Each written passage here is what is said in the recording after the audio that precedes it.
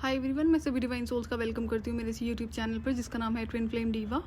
एक सवाल है मेरा रियल ट्विन फ्लेम से, अगर कभी भी ऑब्जर्व किया हो या कुछ तो पता ही होगा। आई एम श्योर अब तक अगर आप काफ़ी सारे वीडियो सुन चुके होंगे ट्विन फ्लेम कनेक्शन के बारे में, तो क्या आपको रीज़न पता है कि जब भी आप कार्मिक ट्विन फ्लेम से 3D में मिलते हो, जब से आपको पता होता है कि आपके अंदर इस इंसान के लिए इंटेंस फीलिंग्स हैं, तो आपको जो सेक्सुअल एनर्जी है वो बहुत ज़्यादा फील होती है।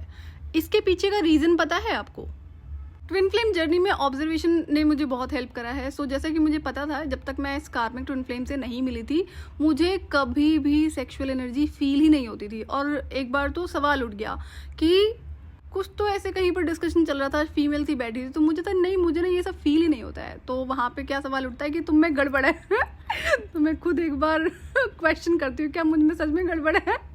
तो एनीवेज फनी चीज़ें हो गई मेरी लाइफ में। बट मुझे पता था ना कि अब ये क्यों पता था कि जैसे, और मुझे ना फिजिकल अट्रैक्शन नहीं होता था कभी भी। तो मुझे इस बात की एक्सेप्टेंस थी कि जैसे बाकी लोग मैंने देखा ना अट्रैक्ट होते हुए ऑपोजिट जेंडर से, मुझे कभी भी नहीं होती थी ये चीज़ें। लेकिन कार्मिक ट्विन फ्लेम से मिलने के बाद में दो चीज़ें जो पहली बार हुई थी, पहली बार किसी के लिए इंटेंस फीलिंग्स होना और सेक्सुअल एनर्जीज का बहुत ज़्यादा फील होना। लेकिन मैं जानना चाहती हूँ, क्या आपको रियलिटी पता है कि ये सेक्सुअल एनर्जी आपको इतनी ज़्यादा क्यों फील होती है कार्मिक ट्विन फ्लेम से मिलने के बाद में?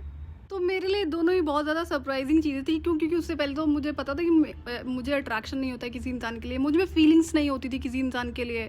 तो मैं ज़िद्दी थी कि नहीं, अगर मैं कभी रिलेशनशिप में जाऊंगी या फिर मैं शादी करूंगी तो मेरे लिए अंदर उस इंसान के लिए फीलिंग होना बहुत ज़रूरी है। उस इंसान में है नहीं, उससे फ़र्क नहीं पड़ता, लेकिन मुझ में इंसान के लिए फीलिंग होना बहुत ज़रूरी है। ये मैंने आपसे डिवाइन कॉन्वर्सेशन भी शेयर करी हुई है, जहाँ पर मैंने I think terms and conditions divine को डिक्टेट करी हैं।